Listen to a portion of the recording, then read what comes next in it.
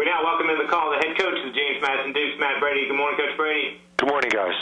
A 1-1 week against two of the top 4 teams in the league. A loss at home to Old Dominion, but then you go on the road Saturday and get a win at VCU. Talk about the two games a little bit.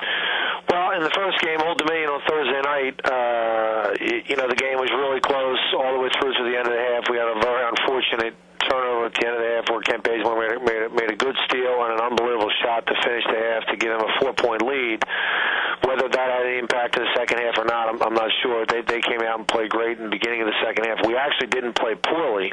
I thought that Old Dominion was spectacular, quite frankly. And having watched a lot of their games, I hope that they can't play any better than that, or at least if they can, that they do it in the NCAA tournament because that's a really talented team.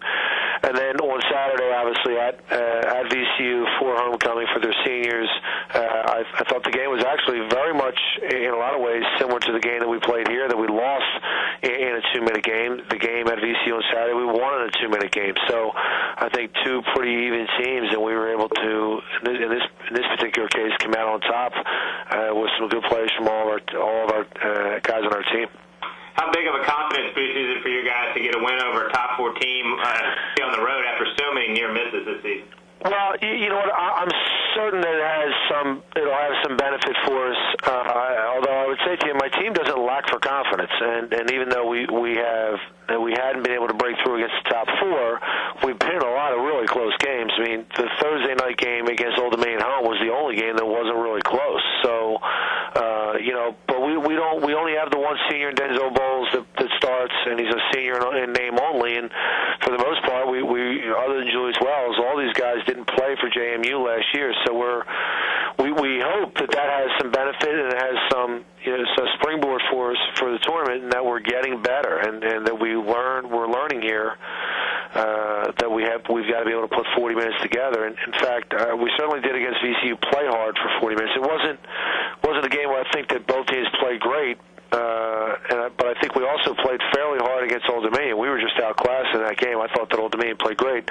So going forward, we hope that we have learned a lot here as a team going forward, that we know that we can beat just about anybody. Heck, we know we've played with everybody. So, but that being said, it doesn't matter. Come Friday night, we're going to have to beat a really tough, sound, smart William & Mary team. And for that point, they've been a tough opponent for us, not just this year, but every year I've been in the league.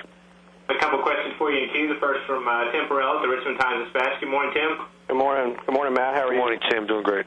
It's been quite a while, I guess, since JMU has gotten at least to the semifinals in a tournament. Is that something you've even mentioned or will mention to your guys? No, we won't. To be honest with you, William & Mary got us good in our building here. They kind of kept us a little bit at arm's length. We made some plays to get back in the game in the second half, and then made some boneheaded plays to allow them to kind of spurt us. All I really care about is winning on Friday and getting to Saturday. I mean, it would certainly be a feather in our kids' caps if we can get to the semifinals. Certainly, we feel eager that we're going to do it at some point.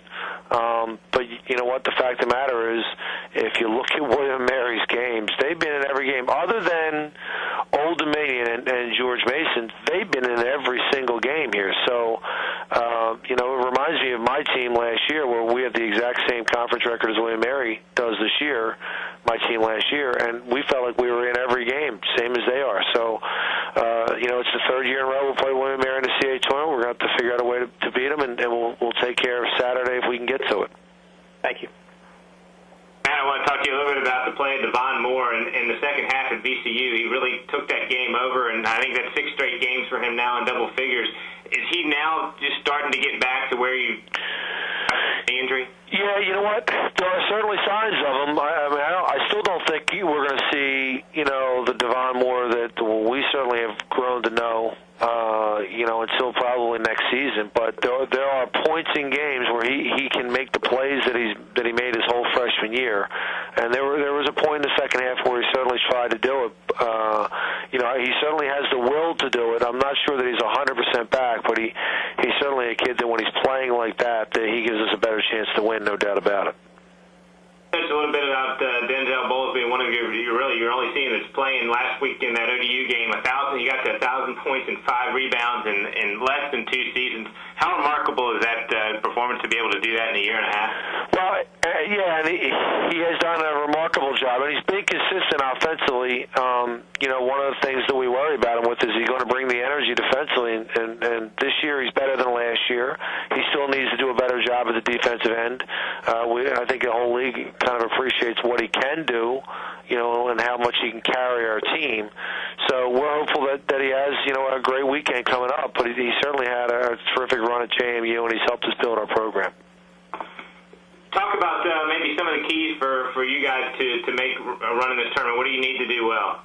Well, defend, I think, and play for 40 minutes. And I think defensive transition, half-court defense, and play for 40 minutes. I think we certainly have the ability to score, and I think everybody knows that. But when we haven't played great defense, we haven't played really, really hard, there have been times we've struggled to score at the other end. So they certainly go hand in hand. We need to play for 40 minutes. We need to come out and play our best game on Friday, because if we don't play our best game on Friday, we're going to lose. And my kids know that. They have great respect for William & Mary, and the season they're having hasn't probably gone exactly like they would have liked. But they've led us in 80 minutes for about 77 minutes. So my kids are only focused on the game on Friday night. All right, Matt, thanks as always for your time today and all season long, and we look forward to seeing you in Richmond later this week. Good deal. Thanks so much.